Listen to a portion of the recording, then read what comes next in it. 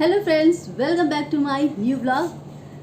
सो friend, आज बहुत दिनों के बाद मैं आपसे बात कर रही हूँ और अपना वीडियो बना रही हूँ और मुझे बहुत अच्छा लग रहा है क्योंकि मैंने इतने दिनों आप लोगों को बहुत मिस किया और मुझे लगता है कि मैं 4-5 दिन अपना वीडियो अपलोड नहीं किया क्योंकि मैं कहीं बिजी थी, इसलिए नहीं कर पाई। लेकिन मैंने आप लोगों को बहुत मिस किया। सोचा मैं आज तो अपना वीडियो बनाऊँगी ही बनाऊँगी, अपने लिए टाइम निकाल करके, मतलब सॉरी, आपके लिए टाइम निकाल करके और वीडियो बनाऊंगी मैंने सोच लिया। सो फ्रेंड, सबसे पहले तो बताइए आप लोग कैसे हैं।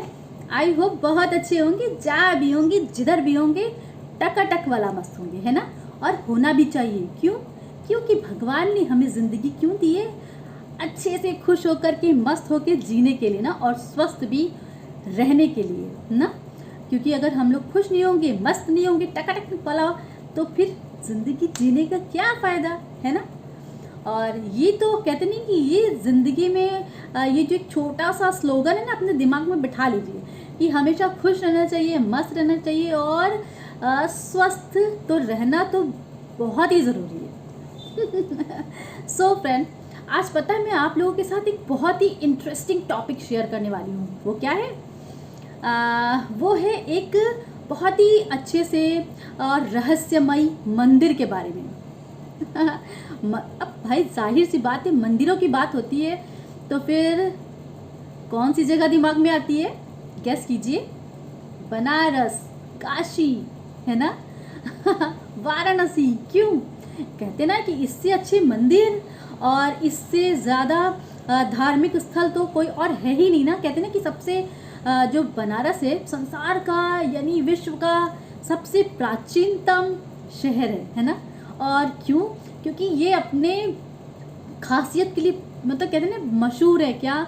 यहाँ के मंदिर, यहाँ की गलियाँ, यहाँ के मतलब कि यहाँ की जो संस्कृति है, कहते हैं कि लोग दूर दूर से आकर के बनारस में रह करके और यहाँ के संस्कृति को मतलब कि जानने की और उसके बारे में मतलब कि पढ़ने की और करने के लिए कहाँ कहाँ से लोग आते हैं दूर दूर से और रुकते हैं, बाकायदा रह करके यहाँ के सारे कल्चर को जानते हैं, पहचानते हैं, पढ़ते हैं बनारस के बारे में। सो ये अपने आप में एक अमेजिंग है ना। और कहते हैं कि बनारस के बारे में अगर कोई तारीफ़ की जाए ना अपने शब्दों में, वो भी कम पड़ेगी। क्यों? क्योंकि भाई ये किसकी नगरी है? ये है हमारे महादेव की नगरी, है ना।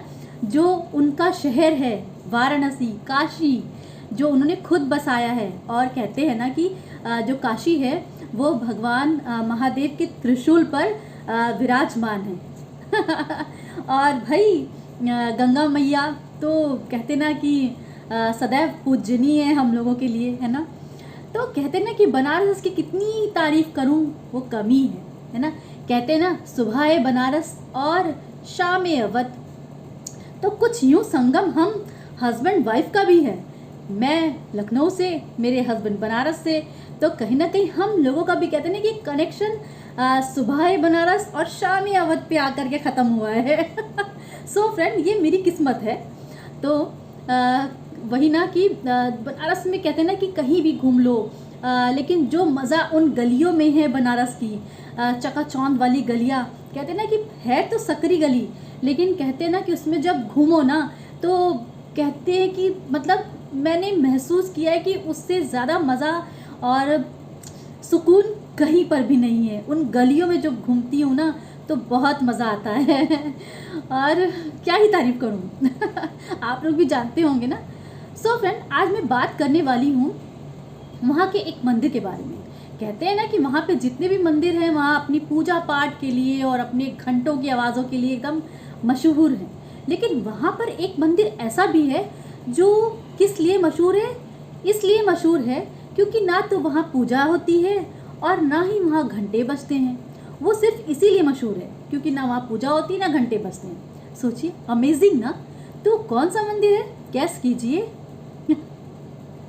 हाँ, सो फ्रेंड, ये है मंदिर मणिकर्णिका घाट के पास, दत्तात्रेय घाट पर ये मंदिर है। और वो मंदिर की खासियत क्या है? वो टिल्ट है, यानी कि टेढ़ा है थोड़ा, मतलब 9 डिग्री तिरछा मंदिर बना हुआ है। और कहते हैं ना कि वो मंदिर 300 साल पुराना है। अमेजिंग, 300 साल पुराना मंदिर है वो। और उसके बारे में कहते हैं ना कि वो मंदिर जो ना वहाँ पूजा होती है, ना अर्चना होती है, ना वहाँ मंदिरों के घंटे बजते हैं। और सबसे बड़ी बात तो ये है कि वो मंदिर जो पानी में डूबा रहता है, लेकिन उसके बावजूद भी वो खड़ा हुआ है मंदिर, है ना। ये कितनी, कहते हैं कितना एक रहस्य भरा है ना कि वो मंदिर कितना पुराना है और आज भी है, और आज भी वो पानी में डूबा रहता है। और जब साल में जब कहते हैं कि जब गंगा जी का जब जल स्तर बढ़ता है, पानी बहुत ऊपर हो जाता है, तो कभी कभी वो मंदिर पूरा डूब जाता है ना। और कई कई महीनों तक वो पानी में ही रहता है, लेकिन उसके बाद भी वो अभी भी वैसा का वैसा ही है, जस का तस नहीं है। और उसकी बनावट ही ऐसी है कि वो तिरछा है, कहते हैं 9 डिग्री वो तिरछा मंदिर बना हुआ है और पानी में डूबा है। कुछ तो वजह इसलिए भी है कि वो पानी में डूबा है, इसलिए वहाँ पे कोई पूजा अर्चना नहीं होती है। लेकिन उससे भी जुड़ी हुई एक कहानियाँ हैं, प्रचलित हैं कि वहाँ पे मंदिर में पूजा क्यों नहीं होती है। सो फ्रेंड, बताती हूँ वेट। सो फ्रेंड, कितनी अमेजिंग बात है ना कि कोई ऐसा मंदिर है जहाँ पे पूजा और घंटे नहीं बजते, तो इसलिए वो फेमस है ना। तो बहुत से कहते हैं ना कि जितने मुंह उतनी बातें, यानी कि हम जितने लोगों से मिलते जाएंगे, कहीं ना कहीं कुछ ना कुछ कहानियाँ जो है ना कुछ ना कुछ अंतर होती जाएंगी कहानी में। कहते हैं कि जितने मुंह उतनी बातें, तो ठीक उसी तरह से उसके बारे में भी कई लोगों के हिसाब से कई कहानियाँ भी प्रचलित हैं। अब वो क्या है? सो फ्रेंड, कहते हैं ना कि जो दुनिया के जो अजूबे हैं ना, उन अजूबों में उस मंदिर की मतलब उस मंदिर को भी स्थान दिया गया है। उन दुनिया के अजूबों में भी उस मंदिर को भी स्थान दिया गया है। क्यों? क्योंकि वो मंदिर ऐसे टिल्ट है ना, जैसे कि आप लोग जानते हैं ना, इटली में लीनिंग टावर ऑफ पिसा जो टावर है और तिरछा है और अभी भी फिर भी खड़ा है, तो ठीक उसी तरह से वो जो मंदिर है वो भी 9 डिग्री तिरछा है, लेकिन फिर भी अभी भी जीवित है, अच्छे से है। और कहते हैं कि पानी में इतना दिनों मतलब महीनों डूबा रहने के बावजूद भी अभी भी जस का तस है। तो इसीलिए उसकी कहते हैं ना कि दुनिया के जो अजूबे हैं उसमें उनकी गिनती होती है, उस मंदिर की गिनती होती है। सो फ्रेंड, पुरातत्व विभाग वालों का मानना है कि इस मंदिर का जो निर्माण है वो अमेठी का जो राज परिवार था उन्होंने करवाया था, और ये 15वीं शताब्दी का है, 15वीं शताब्दी का है। और यानी कि 1857 में इसका निर्माण अमेठी के राज परिवार ने किया था। लेकिन वहाँ के जो काशी के स्थानीय लोग हैं उनका मानना है कि इस मंदिर का निर्माण महारानी अहिल्याबाई होलकर ने कराया था। तो कहते हैं कि जो महारानी अहिल्याबाई होलकर थी, उनकी एक दासी थी रत्नाबाई, तो उनकी बहुत इच्छा थी कि वो एक मंदिर शिव मंदिर बनवाएं। उनकी मतलब कि जो उनकी जो दासी थी उसका बहुत मतलब की इच्छा थी कि वो एक मंदिर बनवाए शिव जी का। तो भाई उन्होंने अपनी इस इच्छा को महारानी के सामने ये अपना प्रस्ताव रखा कि महारानी जी, मैं जो है ना शिव जी का मंदिर बनवाना चाहती हूँ मणिकर्णिका घाट पर। तो भाई महारानी अहिल्याबाई जो थी उन्होंने उनके अपनी दासी का ये प्रस्ताव स्वीकार कर लिया। ठीक है भाई, तो उन्होंने इस एवज में जो उनकी जो दासी थी, तो उन्होंने महारानी से कुछ पैसे उधार ले लिए मंदिर का निर्माण करने के लिए। सो फ्रेंड, तो भाई महारानी जी ने भी पैसे दे दिए अपनी दासी को कि भाई शिव मंदिर बनाने के लिए। तो इस तरह से बस हाँ, उन्होंने महारानी अहिल्याबाई ने अपनी दासी से कहा था कि देखो भाई, तुम मंदिर तो बनवा रही हो, लेकिन तुम मंदिर बनवाने के बाद उस मंदिर का नाम अपने नाम पर मत रखना। लेकिन फिर आगे क्या होता है बताती हूँ। फिर भाई फिर उसके बाद महारानी जी ने रत्नाबाई को पैसे दे दिए, और रत्ना मतलब कि जो उसकी दासी थी उन्होंने खूब अच्छा मंदिर बनवा लिया। उसके बाद भाई वो महारानी को ले गई दिखाने के लिए मंदिर। तो भाई जो महारानी अहिल्याबाई थी वो मंदिर देखकर तो एकदम प्रसन्न हो गई ना, इतना सुंदर खूबसूरत मंदिर देख करके। लेकिन जब उन्होंने उस मंदिर का नाम देखा रत्नेश्वर, तब तो उनका पारा हाई हो गया, यानी वो बहुत क्रोधित हुई कि भाई मेरे इतना मना करने के बाद भी तुमने अपना मतलब तुमने इस मंदिर का नाम अपने नाम पर रख लिया। तो भाई बहुत उन्हें गुस्सा आया और उन्होंने उसी क्षण उस मतलब का एक श्राप दे दिया उसको कि तुमने बनवा तो लिया है मंदिर, लेकिन अब मैं तुम्हें श्राप देती हूँ कि इस मंदिर में अब पूजन अर्चन नहीं होगा। कुछ तो कहते हैं लोग श्राप के कारण यहाँ पे मंदिर में पूजा अर्चना नहीं होती है। और बहुत लोग तो पता है आपको, बहुत लोग तो इस मंदिर को का नाम बताते हैं, काशी करवट भी कहते हैं इस मंदिर को बहुत लोग। फ्रेंड, वहीं पर बहुत लोग इसे काशी करवट के नाम से भी जानते हैं, लेकिन कहते हैं कि कुछ दंत कथाएं और भी मशहूर हैं, कुछ और भी कहानियां हैं। लोग कहते हैं कि भाई एक बेटे ने अपनी माँ के ऋण से उत्तरण के लिए इस मंदिर का निर्माण कराया था, लेकिन मंदिर टेढ़ा हो गया। तो लोगों का मानना है कि भाई माँ के ऋण से कभी कोई उत्तरण नहीं हो सकता, तो इस वजह से ये मंदिर टेढ़ा हो गया। तो वही है ना कि जितने लोग उतनी बातें, और कहते हैं ना कि जो रहस्य होते हैं वो रहस्य ही रह जाते हैं, कभी उनका क्लैरिटी नहीं होती कि ऐसा क्यों हुआ, लेकिन फिर भी मशहूर है ना। कहते हैं कि बहुत से मंदिर हैं जो अपनी पूजा अर्चन के लिए मशहूर हैं, तो वहीं पर भाई ये मंदिर जो है टेढ़ा है, तो उससे जुड़ी हुई अन्य कथाएं भी हैं कि क्यों टेढ़ा है, क्यों पूजन अर्चन नहीं होती है। तो तरह तरह के किस्से हैं, तरह तरह की कहानियाँ हैं।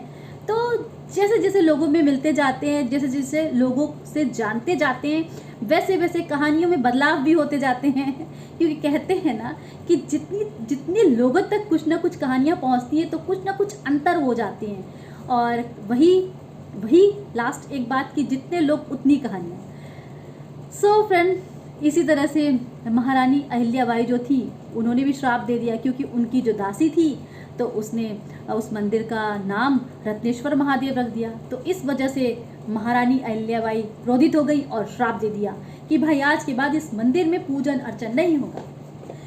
फ्रेंड, वैसे तो मैं एक कहानी क्या कहूँ बनारस के बारे में, तो बहुत सी कहानी किस्से और बहुत सारी रहस्य रोचक भरी बातें मशहूर हैं, लेकिन कहते हैं ना कि कितनी बातें करूँगी, कहते हैं ना कि समय कम पड़ जाएगा बनारस के बारे में अगर बातें करने लगेंगे। फ्रेंड, छोटी छोटी टॉपिक्स मैंने कहा कि चलो कुछ अच्छा सा आज ना, ये तो बहुत अच्छी सी बात है और कहते हैं बहुत लोगों को नहीं भी पता होंगी, है ना। फ्रेंड, आप लोगों को मेरा वीडियो ये कैसा लगा, अच्छा लगा हो तो लाइक ज़रूर कर दीजिएगा, क्योंकि कुछ ना कुछ इंटरेस्टिंग तो ज़रूर था ना। और कहते हैं ना कि मंदिर के बारे में आज जो जाना हम लोगों ने, और कैसे वो मंदिर टिल्ट है, कहते हैं 9 डिग्री वो तिरछा मंदिर है, और कहते हैं 300 साल पुराना मंदिर है। तो सोचिए कितना पुराना है, और कई महीनों पानी में डूबा रहने के बाद भी और जस का तस है, अभी भी वैसे ही है, खूबसूरत सा सुंदर सा। मैं तो देखती हूँ कि वो कैसे पानी में झुका है, उसमें मतलब जाना भी मुश्किल है, और तो पूजन अर्चन कैसे होगी भाई। और कहते हैं ना कि कुछ लोग तो यही कहते हैं कि वो पानी में डूबा रहता है, इस वजह से वहाँ पे मंदिर में पूजा नहीं हो पाती है। तो खैर, कहते हैं ना कि जितनी लोग उतनी बातें होती हैं। फ्रेंड, आपको मेरा आज का वीडियो कैसा लगा, अच्छा लगा तो लाइक ज़रूर कर दीजिएगा, क्योंकि मैं फिर से अच्छी कुछ ना कुछ टॉपिक्स आपके साथ शेयर करती रहूँगी और अच्छी बातें आपके साथ शेयर करती रहूँगी। तो चलिए फ्रेंड्स, फिर से मिलती हूँ अपने नेक्स्ट व्लॉग पे इस तरह से प्यारी प्यारी बातों के साथ, कुछ इंटरेस्टिंग से किस्सों के साथ। तब तक के लिए बाय बाय, टेक केयर, अपना और अपने बच्चों का बहुत सारा ख्याल रखिए। Bye bye.